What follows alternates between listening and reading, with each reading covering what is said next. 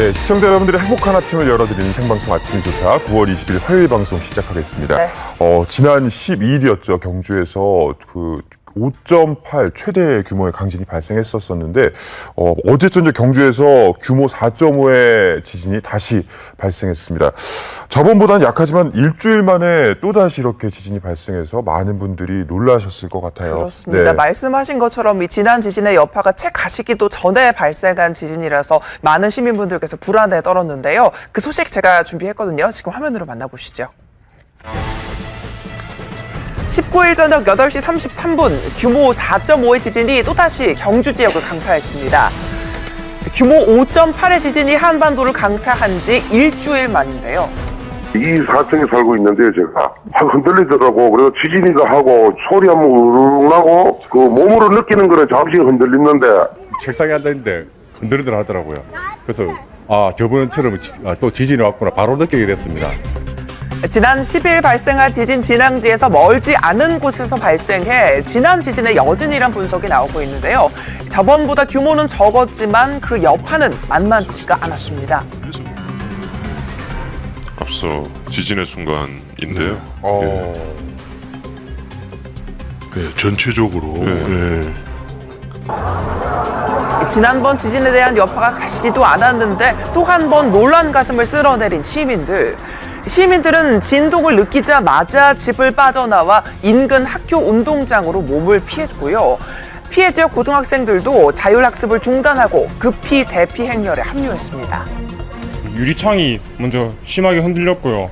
그래서 흔들리자마자 방송에서 바로 운동장으로 대피하라고 전 학년에 방송이 와서 바로 운동장으로 빨리 대피했어요. 최근 한반도에 잇따른 지진으로 지진에 대한 불안감이 커졌습니다. 더 이상 지진 안전지대가 아닌 한반도, 지진 대비 재난훈련 등 하루빨리 조속한 대비책을 실행해야 할 때인 것 같습니다. 네, 일단 지진이 발생하면은 머리를 보호하고요. 그리고 이제 탁 트인 공터로 나가는 것이 안전하다고 합니다. 네. 대피 요령 꼭 숙지하시기 바랍니다. 자, 이어서 오늘의 날씨 알아볼까요? 이설아 캐스터.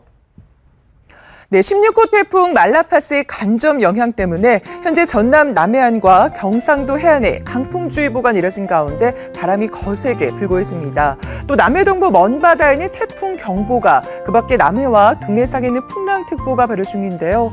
육상은 오늘까지, 해상은 내일까지 바람이 강하겠습니다.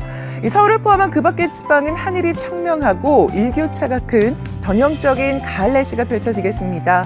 이맘때 날씨의 특징은 아침 기온이 떨어지는 폭에 비해서 낮 기온의 하강 속도가 느린 건데요. 그만큼 일교차가 커 감기 조심하셔야겠습니다. 오늘 서울만 해도 아침에는 15.5도였지만 한낮에는 27도까지 올라 일교차가 10도 이상 벌어지겠습니다. 특히 내륙과 산지는 아침과 낮의 기온차가 이보다 훨씬 더 크겠습니다. 16호 태풍 말라카스는 지난 밤에 일본 규슈에 상륙한 뒤 일본 열도를 따라 이동하고 있습니다. 오늘 우리나라는 대체로 맑겠지만 제주와 경북 해안 지방은 구름이 많겠습니다. 낮에는 햇볕이 뜨겁더니 또 아침에는 이렇게 선선한 바람이 불고 있죠. 낮에는 여름이지만 아침에는 가을로 거의 두 계절을 오가고 있는데요. 현재 기온 보시면 어제 이 시각보다 더 내려가 있습니다. 한낮 기온은 서울과 광주가 27도까지 오르겠습니다. 바다의 물결은 태풍특보 예상에서 최고 7m까지 매우 높게 일겠습니다. 당분간 별다른 비 소식 없이 높고 푸른 가을 하늘을 감상하실 수 있겠습니다. 날씨 잘 들었습니다. 네, 완연한 가을이 왔네요. 그러게요. 좋습니다.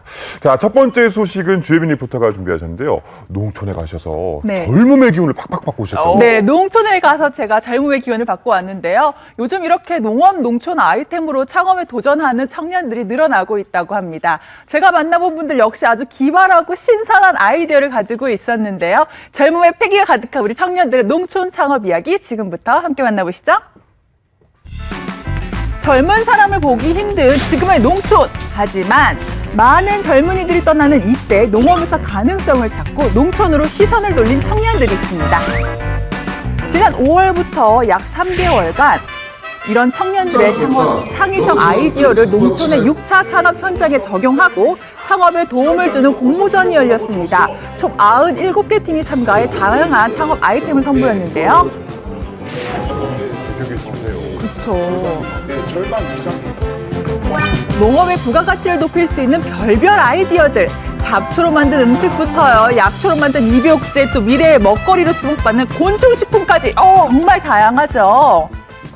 대학생들의 창의적이고 혁신적인 육자 산업 아이템들을 발굴해서 청년 창업업체가 성장할 수 있도록 정부 3.0 정책에 발맞추어 다양한 프로그램과 맞춤형 지원을 실시할 계획입니다.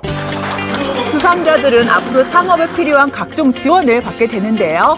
최종적으로 선발된 건 총 10팀, 그중 2팀의 창업 아이템을 제가 직접 보고 체험해보기로 했습니다. 농촌의 미래인 청년들을 볼 생각에 왠지 설렜는데요. 안녕하세요. 그러니까 여기가 뭘 배울 수 있는 대학교인 거죠? 네, 이렇게 직접 재배하기도 하지만 저희 비장의 아이템은 따로 있습니다. 비장의 아이템이요? 네, 비장의 아이템이 따로 있습니다. 어디 가면 볼 수 있죠? 절로길로 가면 볼 수 있습니다. 절로길로? 절로길로 한번 가볼까요? 비장의 아이템이 탄생됐다는 학교 연구실. 그런데 아무리 둘러봐도요, 여기 봐도 또 저기 봐도 뭔가 특별한 걸 찾을 수가 없었는데요. 이곳을 샅샅이 뒤집었거든요. 네. 근데 그게 뭔지 모르겠어요. 바로 그러면 이거 먼저 한번 드셔보십시오.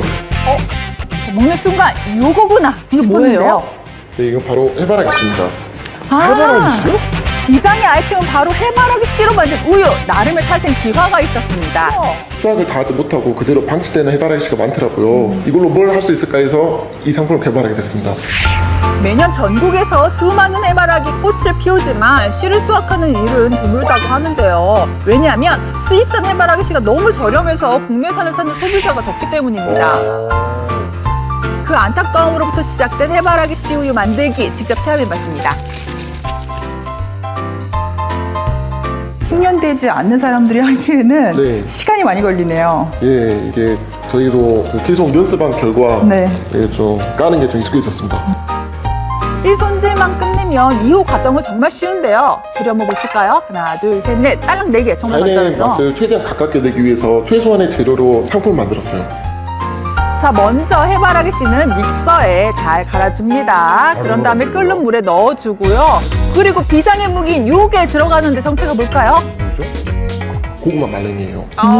이게 어떤 역할을 해요? 그 화학 첨가물 중에 증점제하고 유화제가 있거든요. 이 고구마 말랭이가 저희 제품에서 그 역할을 해주고 있습니다. 설탕 역할도 고구마가 대신한다고 하는데요. 말린 고구마를 익을 때까지 끓인 뒤에 또 믹서로 곱게 갈아줍니다. 이대로 먹어도 맛있겠지만 이 부드러운 목 넘김을 위해 거름망으로 액체만 걸러내고요. 자, 여기에 천일염을 살짝 넣고 잘 섞어주기만 하면 해바라기 씨 완성! 이야. 천연 재료. 진짜 이제 막 완성돼갖고 따끈따끈해요. 정말 맛있었는데 간 만든 신선한 우유 제가 안 먹어볼 수 없잖아요. 우와, 정말 고소해요. 네. 먹으니까 배도 든든한데요? 예, 이제 배부르게 드셨으면 일하러 가시게요. 저희. 괜히 먹었어. 해바라기 씨 우유를 갖고 나가서 시음을 해보기로 한 건데 과연 사람들의 평가는 어떨까요? 맛있네요. 고마워요. 저희가 만들어줘서. 저희가 고맙습니다. 달지 않고 먹을 수 있어서 다이어트에도 참 좋을 것 같아요. 맛있네요. 어르신들의 입맛에 농업을 딱이겠죠. 전공으로 하는 친구들이에요. 우리도 농사꾼이요. 아버님 같은 우리 훌륭한 농업인이 되기 위해서 공부를 하고 있는데 농사 일이 너무 험하고 이런 현실에 있는데 이 학생들이 이런 또 농촌에 와서 일을 한다니 참 답답하고 그러나 희망은 또 보이네. 농사꾼으로서. 아유, 격려해 주세요, 아버님. 해바라기 씨요. 화이팅! 화이팅! 자, 이제는요, 두 번째 팀을 만나볼 차례입니다. 이들은 과연 어떤 아이템으로 심사위원들 마음 사로잡았나 했더니 웬일입니까? 상원 씨. 어머, 나 잘못 찾아왔네. 이 친구는 실패를 보냈네, 지금 몇 시대. 한번 드셔보시겠어요? 궁금증인데 주셨으니까. 저희가 직접 만든 맥주예요. 이야. 이거를요? 네. 저도 배울 수 있어요? 네, 직접 한번 만들어 보시겠어요? 알려주세요. 네. 자, 누구나 손쉽게 맥주를 만들 수 있게끔 하는 게 이들의 아이템이라고 하는데요. 재료도 역시 단촐하죠. 재료가 뭐 거의 없는데요. 그렇죠. 이 점 핵심은 바로 요건데 얼핏 뿌릴 같기도 한데 이거 전체는요. 이거는 보리 농축 액기스거든요. 이 정도의 농축액을 만들려면 한 4kg 정도가 필요하고요. 농가에서 보리를 직접 받아와서 국내산 보리를 믿고 쓸 수 있고 농가에서는 보리를 소비할 수 있고 또 농가 수익을 증진할 수 있어서 좋은 것 같습니다.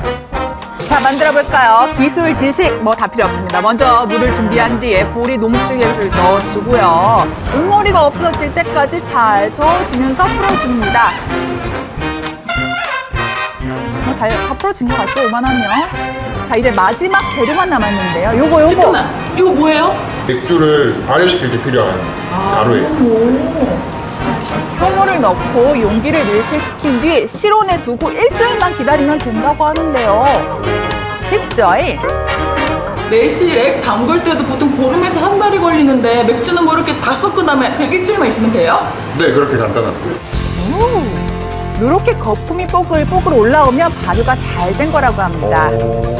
또 과일 등을 추가해서 얼마든지 응용이 가능하다고 하니까 왠지 또 새로운 취미가 생길 것 같은 기분인데요. 양조장을 저희가 건설해가지고요. 경남에서 저희 맥주 보급하고 판매하는 게 저희의 비전입니다. 이 맥주를 위하여! 젊은의 패기와 열정으로 새로운 일에 도전하는 청년들, 대한민국 청년들의 농촌 창업을 응원합니다. 네, 청년들의 농촌 창업 아이디어 잘 만나봤습니다. 전 해바라기 씨 우유 좀 먹어보고 싶은데. 저는 맥주요. 그럴 줄 알았어요. 무엇보다 한 번에 14리터를 만들 수가 있대요. 그래서 뿌듯하네요. 유용한 정보 잘 만나봤습니다. 네. 자, 이번에는 안수재 씨가 준비한 소식 확인해 볼까요? 네, 요즘 같은 환절기에는 더욱더 가까이 두고 쓰게 되는 물건이 있습니다. 바로 이 휴대용 보온 물병 텀블러인데요. 한 설문조사에 의하면 20, 30대 응답자의 약 70% 정도가 일주일에 2번 이상 사용한다고 대답을 했습니다. 그래서 준비했습니다. 이 텀블러 매력 그리고 똑똑하게 사용하는 방법까지 텀블러의 완전 정복기 지금 시작할게요. 선생님, 그건 뭐예요? 이건 내 텀블러야. 뭘 불러요? 너 텀블러 몰라? 아침 저녁으로 찬바람이 솔솔 부는 요즘 같은 환절기에는 따뜻한 차 한 잔 생각나시는 분들 많을 텐데요. 동시에 보온 기능은 물론이고 예쁘기까지 한 이 텀블러 다시 꺼내든 분 많으시죠? 텀블러 한 3개 정도 있어요. 텀블러를 개인적으로 좋아해서 한 6개 정도 가지고 있어요. 선물도 많이 하더라고요. 알코올철에는 아마 뜨거운 음료를 마실 때는 텀블러에 먹는 게 훨씬 더 따뜻한 게 오래가고. 하나쯤은 가지고 있는 휴대용 보온 물병 텀블러, 그 매력과 똑똑한 사용법 알아봤습니다. 요즘 한창 바쁘다는 텀블러 제조 공장. 회사에서 단체로 주문하는 경우도 많은데다가 이 판촉물로도 인기가 좋아서 1년 내내 쉴 틈이 없다고 합니다. 한쪽에서는요, 보온에 용이한 스테인리스 텀블러 포장 작업이 한창이었는데요. 이제 가을철도 되고 하니까 날씨가 쌀쌀해졌잖아요. 그러니까 보온병 같은 게 수요가 많이 늘어나가지고 좀 바빠요, 요즘에. 주문량도 많고 우리 사장님 좋으시겠어요. 요즘은 나만의 개성시대이기 때문에 나만의 물병이다. 이렇게 해서 나만의 텀블러를 가지고 다니기를 원하고 있습니다. 그러다 보니까 옛날에 비해서는 수요가 많이 늘고. 보온도 보온이지만 예쁘고 다양한 디자인 때문에 인기가 많은 텀블러. 그래서 여러 개를 가지고 있는 분들도 많죠. 유일별로. 텀블러의 매력에 푹 빠졌다는 분을 직접 찾아가 봤습니다. 텀블러 수집이 취미인 박지연 씨입니다. 거실 한쪽 벽면을 가득 채운 텀블러들. 무려 8년 동안 그녀가 직접 수집해온 것들인데요. 과연 몇 개나 될까요? 정확한 개수는 세보진 않았는데 한 텀블러만은 700개 정도 되는 것 같아요. 700개요? 텀블러만 약 700개! 텀블러 매장을 방불케 하죠. 거실의 텀블러장으로는 공간이 부족해서 다른 수납장들까지 사용하고 있다는데요. 그러나 이 텀블러 실제로 사용하고 있지는 않다고 합니다. 그렇다면 왜 모으시는 거예요? 텀블러마다 이렇게 도시 이름들이 적혀져 있어요. 뭐 예를 들면 스페인이라던가 프랑스라던가. 그래서 그런 부분에서 굳이 사용을 하지 않아도 이제 모으는 거에 되게 의미가 있다고 생각을 했기 때문에. 지연 씨의 텀블러 사랑, 남편의 외조가 큰 역할을 했다고 합니다. 와이프가 좀 사러 가기 힘들 때 제가 차량으로 좀 데려다주고, 아침에 일찍 가야 될 때도 좀 제가 데려다주는 편입니다. 한정판. 수집하는 거 응원해주기가 취미인 것 같아요. 남편분 사랑꾼이시네요. 박지연 씨 최종 목표도 있다고요? 정도가 되면 10년 기념으로 이제 한번 전시회를 하는 게 목표이기도 하거든요. 괜찮네요. 2년 뒤에 텀블러 전시회 하신다면은 꼭 불러주시기 바랍니다. 텀블러 어디서 가장 많이 사용하시나요? 사무실에 쓰고 있는 거요? 2개예요. 거의 회사에서 쓰고 있습니다. 회사에서 사용하다 보니까 세척이 약간 힘들기는 해요. 학교에서 자습할 때 많이 사용하죠. 관리를 좀 안 하신 것 같은데. 뭐요? 먼지가 많이 쌓였는데. 아, 근데 이건 사용한 지 좀 안 됐어요. 이거는 원래 매일 밤마다 괜찮습니다. 하는데 이거는 진짜 좀 안 됩니다. 아무래도 집이 아니면 세척이 쉽지가 않잖아요. 한 사무실, 실제로 텀블러를 사용하는 모습을 쉽게 찾아볼 수 있었는데요. 그렇다면 사무실에서 사용하는 텀블러 어떻게 관리하고 계신가요?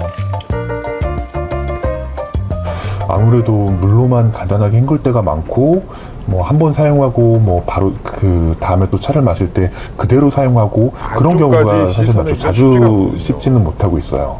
화장실에 가서 그냥 물로 깨끗이 씻는다고 씻긴 하고 하는데 사실 불안하죠. 제작진이 두 텀블러의 위생 상태에는 어떤지 세균 오염도를 직접 측정을 해봤습니다. 측정 결과 한 텀블러에서 기준치 이상의 위험 수치가 나왔는데요. 화장실 변기나 자동차 손잡이의 세균 오염도와 비교해본 결과 이게 웬일입니까? 텀블러가 변기보다 세균에 더 많이 오염된 것으로 나타났습니다. 말도 안 돼. 충격적이네요. 근데 제가 예상에 깨끗하지는 않을 거다라는 그런 막연한 생각은 있었는데 이렇게 정확한 데이터 값으로 나온 걸 보니까 이제는 좀 관리를 해야 되겠다 하는 생각이 들었습니다. 충격받았습니다. 텀블러는 식초나 베이킹소다를 사용해서 세척하는 게 좋다고 알려져 있는데요. 사실 학교나 사무실에서는 여건상 쉽지가 않잖아요. 그래서 준비한 꿀팁입니다. 바로 치약이에요. 치약이요? 치약 속에는 세제의 주요 성분인 계면활성제뿐만 아니라 탄산칼슘과 같은 연마제 성분도 들어있기 때문에 세제가 없을 때 치약을 이용해서 텀블러를 깨끗하게 세척하실 수 있습니다. 또한 이 치약 속에 불소 성분도 들어있기 때문에 세균을 제거하는 데 도움이 될 수 있습니다. 편리한 텀블러가 폭탄으로 바뀔 수 있다는 사실 들어보셨나요? 텀블러에 뜨거운 물을 넣고 흔들면 물이 폭발하듯이 갑작스럽게 분출될 수 있다는 건데요. 과연 그 말이 사실인지 전문가와 함께 실험을 진행해봤습니다. 뜨거운 물을 텀블러에 넣고 바로 뚜껑을 닫은 다음에 텀블러가 흔들리는 상황을 가정해서 실험했는데요. 뜨거운 물줄기가 카메라까지 날아오는 거 보이십니까? 뚜껑을 살짝 열었을 뿐인데 사방으로 튀는 뜨거운 물, 왜 이런 일이 생기는 걸까요? 텀블러가 흔들리게 되면 수증기 때문에 내부 압력이 높아져서 뚜껑을 열 때 물이 이제 폭발하듯이 분출될 수 있습니다. 그렇다면 텀블러를 안전하게 사용하려면 어떻게 해야 할까요? 방금 끓인 뜨거운 물이나 음료를 텀블러에 담았을 경우에는 1분 정도 수증기를 내보낸 다음에 뚜껑을 닫아주시고, 그리고 또한 마개를 열 때 본인 혹은 타인의 신체로 향하는 일은 절대로 피하셔야 합니다. 예쁘고 유용한 텀블러, 올가을엔 깨끗하고 안전하게 관리하시기 바랍니다. 네, 가을 겨울철 필수품 텀블러 깨끗하고 안전하게 사용하시기 바랍니다. 자, 다음은 명물 엑스파일 순서입니다. 강승환 아나운서. 네, 서울 신월동의 한 카페에서요, 엄청난 인기를 자랑하는 아르바이트생이 화제라고 합니다. 와. 이분이 서비스 매너도 정말 좋고요, 무엇보다도 천재라고 하는데요. 천재요? 어떤 분일까요? 명물 엑스파일에서 확인해 보시죠.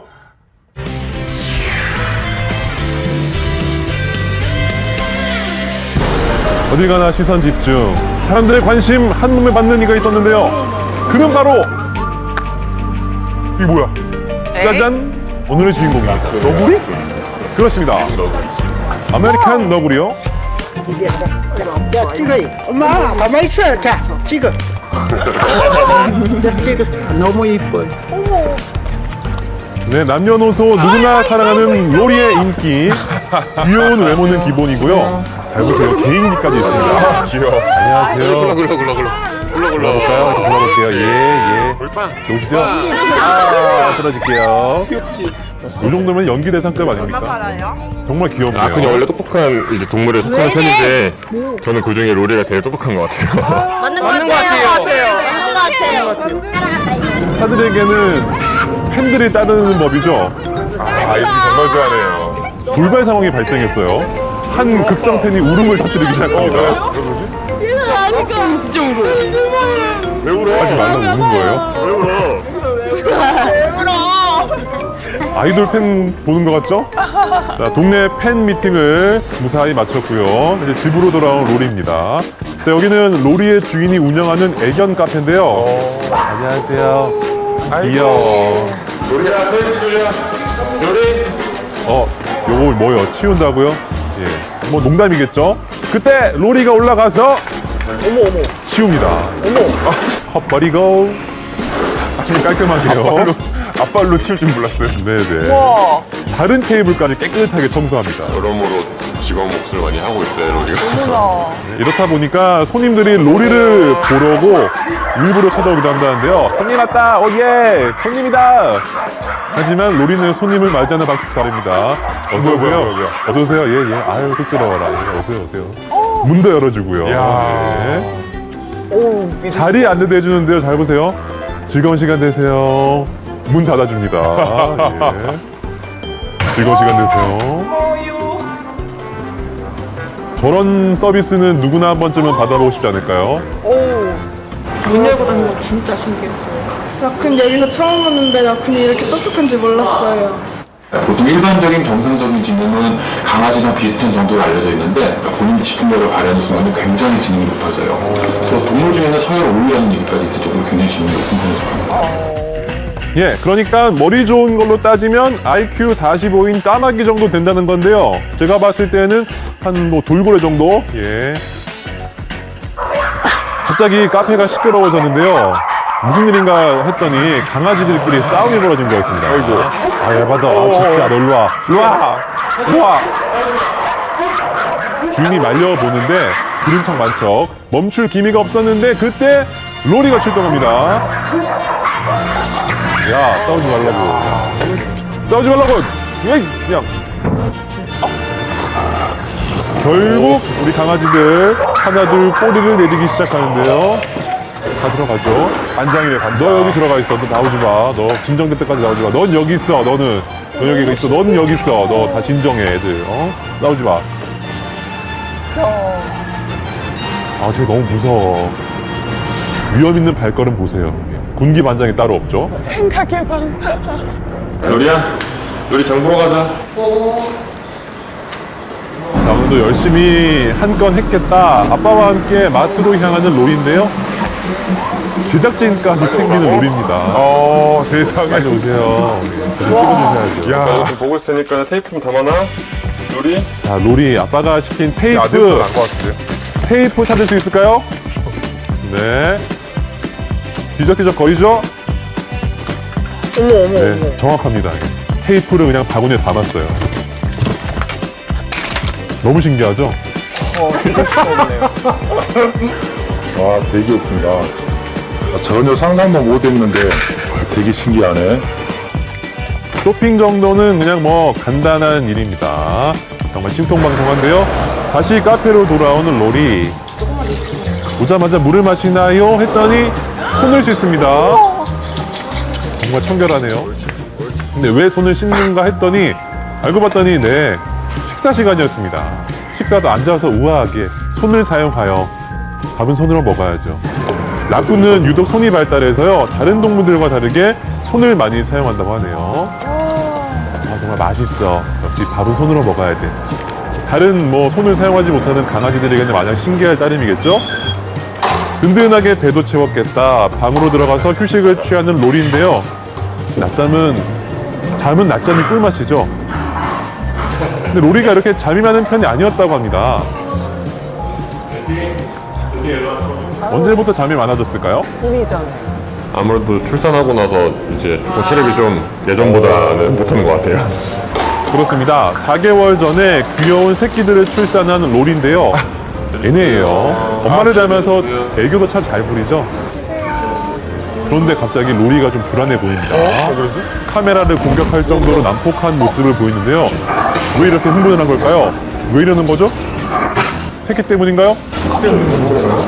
사람이나 동물이나 왔다 갔다 많이 하면은 자기 새끼 이렇게 위험에 처해다 생각하면 잡아먹는 습관이 있어요. 그렇습니다. 혹여나 이제 새끼가 다칠까봐 평소에는 분리를 시켜놓는다고 합니다. 새끼들이 안전한 집으로 들어가자 로리 그제서야 편안하게 쉬는데요. 그날 저녁, 로리가 아빠와 함께 어디론가 향하는데요. 이 밤늦은 시간에 어디 가세요? 어디 가시는 거죠? 로리 좋아하는 데 가려고요. 네, 다름 아닌 로리를 위해서 아빠가 준비한 포상 휴가 시간인데요. 아빠 달려요, 달려. 예. 달리세요. 로리가 도착한 곳은 로리의 가장 좋아하는 장소 수영장입니다. 출산은 처음이라는데요. 원래 라쿤들이 물을 참 좋아한다고 합니다. 자유자재로 헤엄치는 모습이 국가대표 수영 선수 같죠? 아우, 수영 잘합니다. 못하는 게 없네요. 오랜만에 즐거워하는 모습에 아빠도 신이 나는데요. 근데 로리는 제 딸내미예요. 더 이상 똑똑한 거는 바라지도 않고요. 그냥 아프지 않고 그냥 이대로만 잘 지냈으면 좋겠어요. 큰 사고 없이.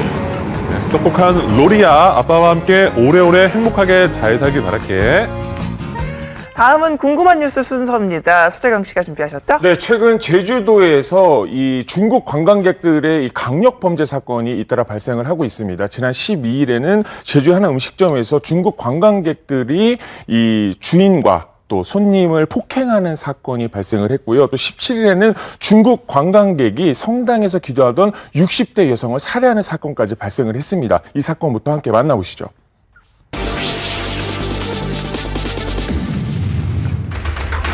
지난 9일 제주도의 한 식당에서 집단 폭행 사건이 벌어졌습니다. 식당 여주인과 말리는 사람까지 무자비하게 폭행한 이들은 중국 관광객들. 이날 식당을 찾은 중국 관광객들이 외부에서 사온 술을 꺼내 마시려 했고 직원이 이를 제지했는데요. 음식값을 달라고 하자 화가 난 중국인들이 주인을 비롯해 손님까지 폭행을 한 겁니다. 무슨 경우죠? 예배면하고 안에 중국 있는 손님들하고 그냥 같이 그냥 엉켜보니까 문 다 닫아버렸죠. 무서워서. 안으로 들어올까봐. 당시 쓰러지면서 머리를 3개 부딪힌 식당 주인은 뇌출혈로 입원 치료 중인데요. 우리는 여기 위에 있잖아요. 병 액줄로 맞으셨잖아요, 저희 어머니. 매일마다 진통제 안 먹으면 주무시지 못하고 있거든요. 이 사건이 발생한 지 열흘도 안 된 지난 17일, 제주도에서 또 다른 강력 범죄가 발생했습니다. 60대 여성이 흉기에 수차례 찔려 쓰러졌는데요. 이 사건의 범인도 중국인이었습니다. 그 17일 오전 50대 남성 중국인 관광객이 제주 모 성당에서 혼자 기도 중인 60대 여성을 흉기로 찔러 살해한 사건입니다. 다음 날 피해자는 결국 숨을 거두고 말았는데요.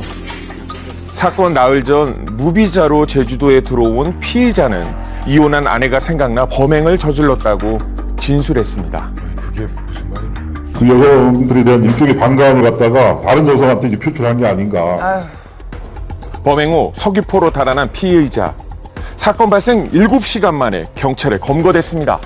저희들이 신고를 받고 모니터링 시간 적의 3시간 25분 만에 용의자와 비슷한 사람이 배회한 것을 발견하고 출동 경찰관에게 용의자 이동 경로를 수시로 통보하여 신고한 지 7분 만에 검거하게 되었습니다. 그의 진술과 달리 여러 가지 정황상 계획적 범죄가 의심되는 상황, 무사증 입국 제도에 대한 개선이 필요해 보입니다.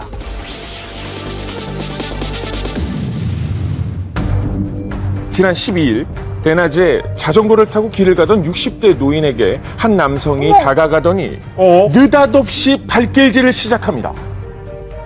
무슨 뜻이죠? 황당한 노인이 피해보지만 폭행은 계속되는데요.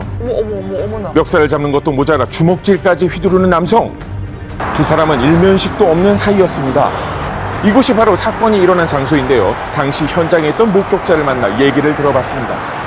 폭행하는 사람이 나이 드신 분 때릴 때 9대만 더 쳐맞아 이러면서 좀 정신적인 이상한 멘트를 했어요, 그 사람이. 입에서 피가 났고 틀니가 빠졌어요. 틀니가 도로에 떨어질 정도로 많이 맞았어요. 뒤 사람들이 말리고 나서야 폭행을 멈췄는데요. 그런데 잠시 후 언제 그랬냐는 듯 공손히 사과를 하는 남성. 그리고는 자리를 떠납니다. 저희가 112 순찰 자원을 해서 인계했습니다. 하지만 얼마 못 가 출동한 경찰에게 붙잡히고 말았는데요. 피해자가 뭐 정신병이 있다는 걸 알고 처벌을 원하지 않는다고 그랬어요. 마음에 남는 공포가 더 크다는 묻지마 폭행. 더 이상 일어나지 않기를 바랍니다.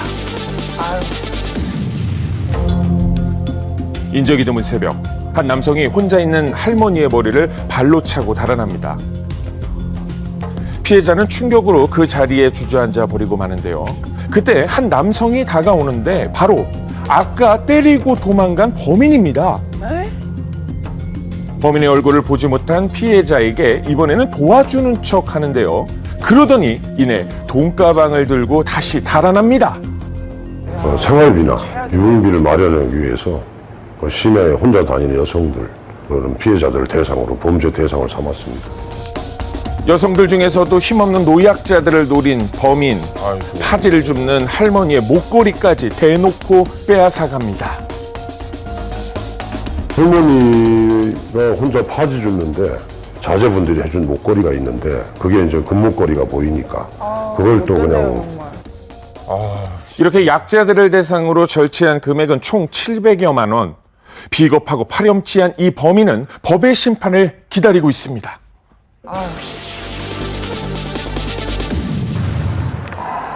의정부의 한 주택가, 이곳에 몇 년 전부터 절도 사건이 끊이지 않고 있다는데요. 한참 됐죠? 한 3, 4년 전부터 그런 것 같죠, 아마. 여기가 도둑이 많다고. 옆집으로 이렇게 넘어서 이렇게 나갔다고 그러더라고. 도둑이 왔다 갔다 해서 개가 짖나 봐. 그러니까 앞으로 왔다 갔다 하더라. 작년 9월부터 최근까지 이 일대 23곳의 집을 턴 도둑. 범인은 완전 무장을 하고 대낮에도 담벼락을 날아다녔습니다. 모자는 기본, 장갑에 신발 위에는 덧신까지 신고 복면까지 꽁꽁 싸매 그 어디에도 흔적을 남기지 않았던 범인. 증거가 안 남고 CCTV가 안 남으니까 날라감지라고 복면을 쓰고 또 장갑, 그 신발에는 족적을 남기지 않기 위해서 덧신을 더 신어서 이동을 했고 또 이동 과정에서 큰 도로 같은 경우 특히 CCTV가 있는 부분을 다 확인을 해서 CCTV 없는 부분으로 담을 넘어가는 등 현장에서 검거하지 않으면은 이 친구 같은 경우에는 증거 관계라든지 밝히기 어렵기 때문에. 하지만 꼬리가 길면 잡히는 법. 범인은 현장에서 경찰에게 덜미를 잡혔는데요. 그런데 이 치밀한 범인 어떻게 잡힌 걸까? 바로 지리적 프로파일링이라는 수사 기법을 이용했다는데요. 지리적 프로파일링을 통해 갖고요.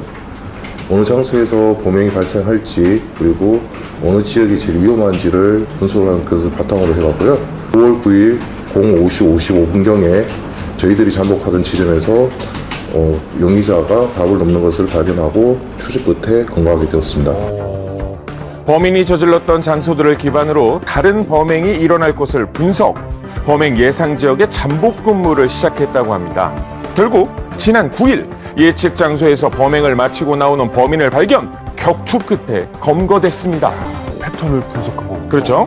조사 결과 범인은 강도 상해 등 전과 15범, 상습범이었습니다. 아유, 잘 잡혔네. 잡았다니까 이제 다 마음이 놓죠. 그 한 사람이 그렇게 많이 하고 다녔다고. 세상에 완벽한 범죄는 없다. 뛰는 범인 위에 나는 경찰들이 있습니다.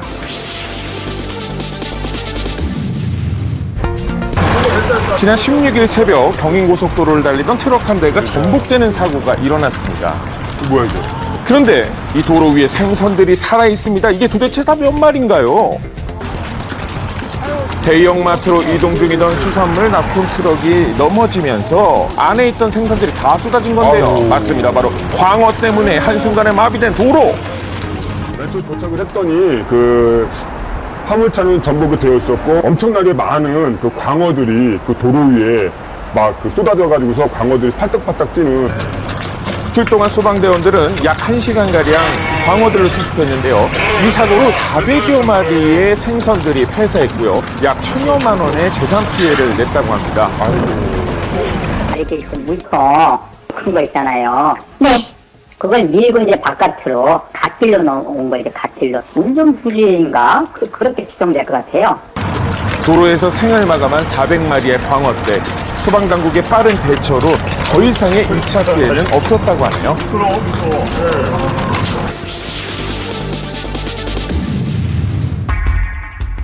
짐이 많은 노인을 도와주는 한 남성. 그런데 갑자기 건물 사이로 전력 질주를 합니다. 도대체 무슨 일일까요? 피해자들이 차고 있는 기금속이 가짜 같다며 그 진짜인지 봐주겠다. 건네받아가지고 도망가는 그런 수법입니다. 친절한 시민이 아닌 절도범이었던 남성. 어렵게 피해자를 만나볼 수 있었는데요. 저 의자에 앉아가 그랬다. 그는 주로 노인들에게 접근했습니다. 나라에서 효자상을 타는데 상품을 많이 타놨대. 저 집에 많이 타놔가지고 내가 그거 도통 줄 셈이 있겠네. 노인들의 경계심을 풀게 한 뒤 금품을 뺏어간 건데요. 가락지 서돈, 팔찌 서돈, 여섯돈. 이 영감 내가 돌아가시고 새로 습빈을 새로 해가지고 내가 끼고 팔찌는 한 10년 전에 했는데. 양의 탈을 쓴 절도 상습범들. 피할 수 있는 방법이 있을까요? 터미널이나 기차역 같은 데 혼잡한 곳에서 특별하게 이렇게 좀 지나치게 호의를 베풀면 좀 한 번 정도는 경계심을 가져봐야 되지 않나 이렇게 생각합니다.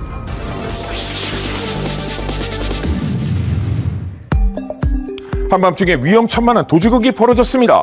경찰의 제재도 아랑곳 않고 난폭 운전을 강행하는 운전자. 가족에 신고를 한 거거든요. 그 운전자 그분이 이제 흉기를 들고 나갔다. 발견을 해서 정지 시전했는데도 계속 도주를 해서. 흉기까지 소지한 운전자의 도주는 계속되는데요. 그때 도주 차량 앞에 한 차량이 막아섭니다. 하지만 요리조리 잘도 피해가는 도주 차량. 상황을 보고 있다니 민간인 분들이 같이 제지해서 그렇게 건거를 한 거거든요.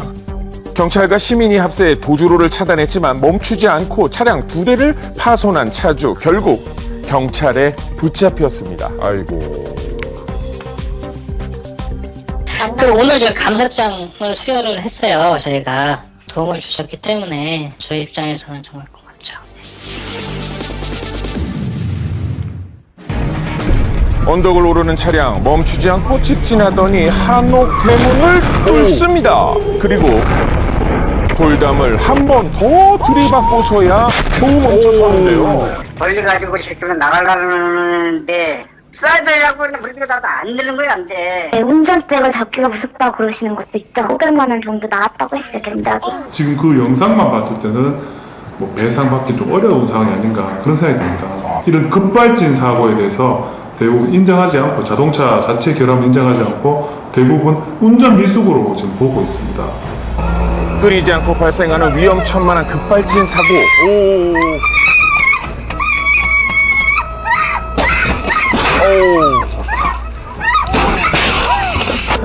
언제 어디서 일어날지 모르는 급발진 사고.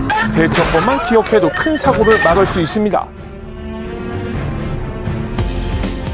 자, 먼저 브레이크는 최대한 길게 꾹 밟습니다. 기어 변속기는 중립으로 하시고요. 시동은 액세서리 작동으로 돌려주세요. 그럼 우리가 관리하는 방법만 잘하면 된다. 시동은 한 번에 걸지 말고 두 번에 나눠 걸자. 그다음에 엔진 룸에 깔끔하게 청소 항상 자주 해준다는 거. 급발진을 현저하게 줄일 수 있다는 겁니다. 네, 급발진 사고 대처법 잘 알아두시기 바랍니다. 자, 다음은 핫한 연예가 소식 안수지 씨가 준비하셨죠? 네, 화제 드라마죠. 월계수 양복점 신사들의 인기 비결을 알아봤습니다. 지금 바로 확인하시죠. 주말 안방극장을 점령한 드라마 월계수 양복점 신사들 단 6회 만에 시청률 30% 돌파. 탄탄한 스토리와 배우들의 물오른 코믹 연기로 시청자들을 사로잡고 있습니다. 사랑한다. 사랑 안 한다. 지금 인도는 몇 시나 됐을까? 인도 4시야. 아재 개그 남발하는 코믹 캐릭터로 완벽 변신한 차인표. 라미란과의 찰떡 호흡으로 역대급 코믹 부부가 탄생했는데요. 깜짝이야. 가자. 어디 당장 집에 가자고. 애기야 가자. 배삼도 당신은 복선녀한테서 벗어날 수 없어. 남편 없는 녀석. 중년 부부의 소소한 행복을 재치 있게 표현, 시청자들의 공감을 얻었죠. 이게 와!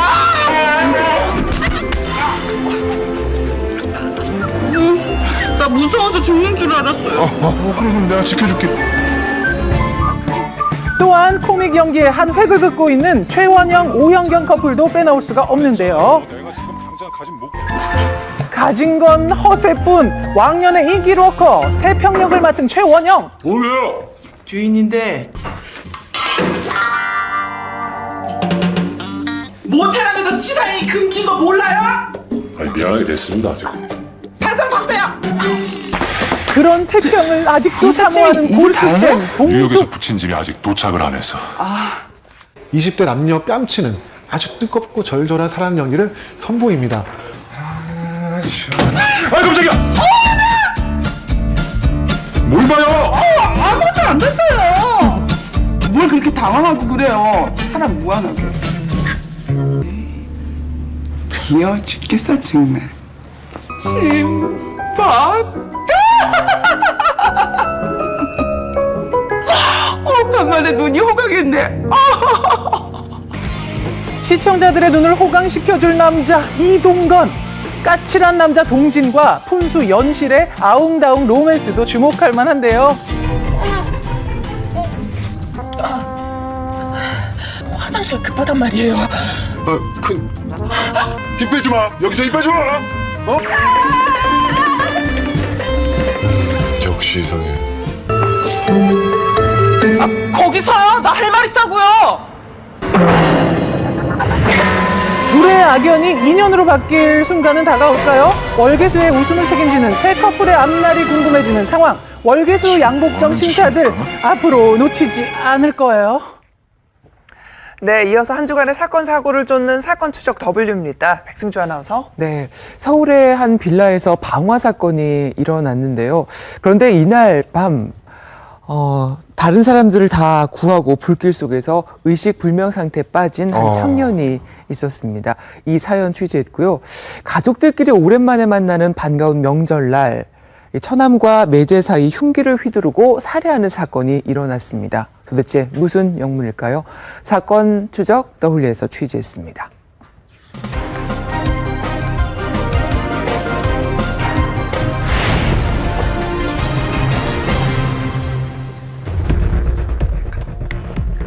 추석 연휴 첫날이었던 지난 14일 새벽, 전주의 한 아파트에서 살인사건이 발생했습니다.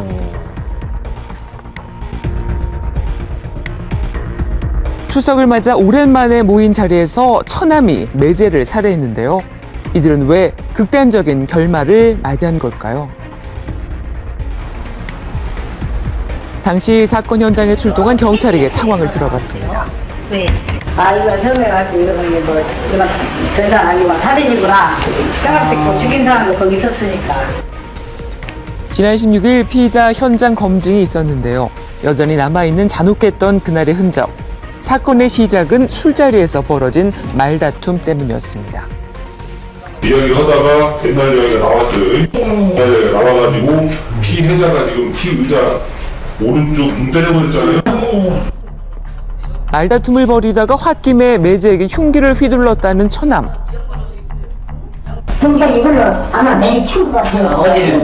이 머리 내 친구 같아요. 그렇게 했어. 그러면 딱 거기 숨기고 있더라고요. 네. 칼 어디 나왔어요? 칼은 여기가 맞는 거 어떠네. 맞아요. 네, 선생님 기억나시는 대로. 피의자와 피해자로 남은 처남과 매제 사이. 그날 밤 무슨 일이 있었던 걸까요? 이웃을 통해 이야기를 들어봤습니다. 처남은 매제가 죽겠잖아. 매제는 여 앞에 오산 살고 처남은 여기 산대. 근데 그날 불러 와갖고 밤에 터지는 술 먹더라고. 언제 아유 우리 아들 서울서 내놨는데 잠을 못 자주는 거예요. 어떻게 떠들었었는가. 예. 그때 이런 건 난리가 났지는 몰랐어요. 바로 건너편에 살았던 두 사람, 왕래가 적었던 것도 아니었는데요. 그렇다면 처남은 왜 매제를 해친 걸까? 왜 그랬대요? 이제 뭐 양반이 이제 술로 해서 이제 요양병으로 이제 그냥 막 달랑달랑 하는 것 같더라고. 이제 맥주는 이제 범업으로 이제 가시겠는 것 같더라고.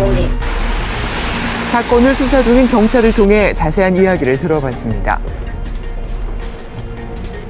피해자가 30년 전에 피해자 이 사람을 때렸어요. 그러니까 또 이제 20년 전에 자기가 당연히 맞았잖아. 네. 또 이렇게 피해자 손가락 3개를 부러뜨려버려, 그냥. 30년 전 사소한 다툼으로 처남을 때린 매제, 그리고 20년 전 처남 또한 매제에게 복수했는데요. 둘 사이의 앙금이 살인이라는 극단적인 결과를 낳게 된 겁니다. 매년 명절 때마다 이어지는 친인척 간의 불상사. 경찰청 조사에 따르면 실제 명절 연휴 때 가족 간의 사건, 사고가 급증한다고 하는데요.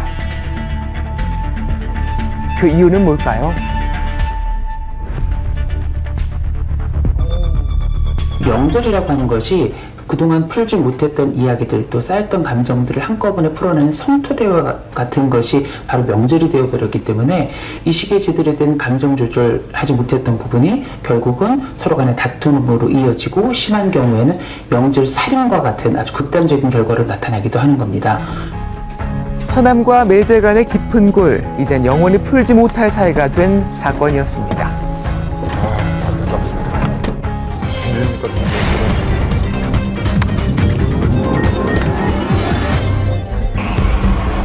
지난 9월 9일 오전 4시 20분경 마포의 한 빌라에서 화재가 일어났습니다. 불은 10분 만에 진화됐지만 주민들은 검은 연기와 유독가스로 쉽게 빠져나오지 못했는데요. 구급대원의 도움을 받고서야 겨우 대피할 수 있었습니다. 구조하는 도중에 옥상 계단에서 유독가스 흡입을 한 분을 발견해서 CPR을 실시하고, 그리고 나머지 5분은 단순 연기 흡입으로 인해서 병원으로 이송했습니다. 빌라 3층에서부터 시작된 이번 사고는 여자친구의 이별 통보에 격분한 남성이 일으킨 방화로 추정되고 있습니다. 아이고. 그래도 이건 좀... 수사는 어떻게 되고 있을까요? 그 현장에는 없었죠. 이제 둘난 다음에는 조사하는 과정에 혐의점이 있어서 체포를 한 거예요. 집주인들 사이에서 방화범으로 의심되는 남자의 소문은 무성했습니다. 여자분이 세입자였는데 남자친구가 자주 왔다 갔다 했다 오더라고요. 우리 세입자가, 우리도 405호인데 우리 세입자도 자주 싸우는 소리가 들렸대요. 그냥 우리는 그래도 방화 아니겠지 생각했는데 나중에 뭐 방화라고 말이 들으니까 그 남자가 결국은 불을 지르고 간 것 같아요. 늦은 밤 큰 인명피해로 이어질 수 있었던 화재. 하지만 2명의 부상자 외엔 큰 인명피해는 없었는데요. 그 이유는 사고 당일 옥상 계단에서 의식을 잃고 쓰러져 있던 청년 때문이라고 합니다. 그의 발빠른 대처 덕분에 많은 주민의 목숨을 구할 수 있었다고 하는데요. 저도 그렇고 다른 분들도 그냥 계속 자고 있었을 상황인데 나갔다가 다시 들어오신 걸로 알고 있거든요. 다른 분들은 다 이제 잘 시간이니까 깨워주시려고. 나오세요 막 기분 두드리는 소리가 났어요. 그래서 이게 불이 난 거구나라고 딱 생각이 들어서 그때 알게 된 거죠. 화재 당시 가장 먼저 119에 신고한 안치범 씨. 일일이 문을 두드려가며 잠자고 있던 주민들을 대피시켰다고 합니다. 하지만 그는 유독가스 중독으로 의식불명이 됐는데요. 내원해서 봤을 때는 심정지 상태였고 환자가 의식 소실 상태가 계속 유지되는 상태로 유지가 되고 있고요. 현재는 식물인간 상태로 지금 중환자실에서 치료하고 있습니다. 부모님으로부터 독립한 지 불과 2달 만에 의식불명으로 나타난 아들. 부모님은 아직도 이 사실이 믿기지 않습니다. 누가 막 배를 울려가지고 아팠던데 경찰이 오셨더라고요. 경찰이 이 핸드폰으로 사진 같은 거 사진 보여주는데 이 사람하고 우리 아들이 용기 있는 행동으로 사람들을 구했지만 정작 본인은 혼수 상태로 남았는데요. 부모님은 아들이 깨어나기만을 기다리고 있었습니다. 집집마다 문 두들기느라고 그랬는지 양쪽 손만 화상 입고는 다 말거는 손만 화상 입었어요. 타버린 집기와 그을린 집안에서 당시 화재가 얼마나 심각했는지 알 수 있는데요. 평소 주위 사람들 사이에 정의감이 넘쳤던 청년. 그랬었기에 이번 화재 사고도 그냥 지나칠 수 없었습니다. 28살 청년이었던 안치범 씨는 원래 성우를 꿈꾸며 공부하던 학생이었는데요. 연차가 그렇게 많은 건 아닌데 그에 비해서 굉장히 빨랐었고 주변 사람들 잘 챙겨주고 의리가 강한 형이었었어요. 소리 조건이 좋았고 아마 소리 때문에 컨택되지 않았을까?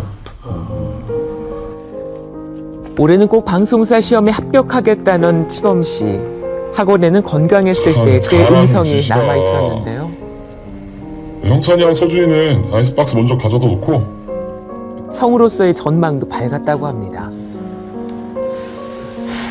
2달 전 학원 근처로 이사를 하면서까지 성우 시험을 준비했다는데요. 아직도 그의 집은 사고 전 모습 그대로입니다. 이 방 안에서 성우 공부에 매진했을 청년. 책장에 성우 대본도 꼼꼼히 모아놓고 연습했습니다. 이게 대본이네요. 치범이가 사용했었던 대본이에요. 화재가 있던 건물이라기엔 깨끗해 보이는 방. 사실 그는 화재로부터 가장 먼저 벗어날 수 있었는데요. 닫고 여기만 있었었고 그러면 이미 뭐 진화가 돼 가는 과정일 테고 또 이제 완강기 있고 베란다에 나와 구조대를 기다릴 수도 완강기를 타고 빠져나갈 수도 있었는데요. 그럼에도 불구하고 청년은 잠든 주민들을 깨우기 위해 불길 속으로 뛰어들었습니다. 부모는 아들의 목소리만이라도 듣고 싶습니다. 참 잘하는 짓이다. 형찬이랑 서준이는 아이스박스 먼저 가져다 놓고 며칠 만에 듣는 반가운 목소리. 나도 우리도 처음 듣는 거 식전에는 빨리 냉장고에 넣어야지. 필요하잖아. 하나라도 놓칠까 싶어 더 귀를 기울입니다. 잘하는 짓이다. 예, 잘하는 짓이다. 아이스박스 먼저 가져다 놓고 내 아들이지만 잘 살았더라고. 이제는 집에서 대우를 해줄 것 같아.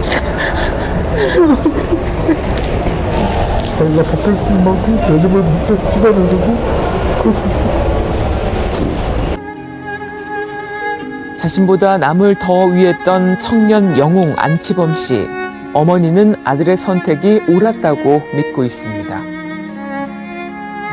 우리 아들은 저런 상황이 또 오면은 또 똑같이 했을 거다. 그런 생각 들더라고요. 어쩌면 큰 인명사고로 이어질 수 있었던 화재. 안치범 씨의 희생 정신 덕분에 많은 생명이 살 수 있었습니다. 네, 안치범 씨의 행동 정말 본받아야 할 행동인데요. 참 좋은 일을 하셨는데 너무 마음이 아프네요. 네, 그런데 슬프게 좀 안타까운 소식을 전해야 될 것 같은데요. 10일째 의식불명 상태였던 안치범 씨가 결국 오늘 새벽에 세상을 떠났다는 소식이 들려왔습니다. 그의 희생정신에 감사하고 오래도록 꼭 기억하겠습니다. 고인의 명복을 빕니다. 네, 잘 뵙습니다. 오늘 저희가 준비한 소식은 여기까지입니다. 저희는 내일 아침에 여러분 다시 찾아오겠습니다. 시청해주신 여러분 고맙습니다.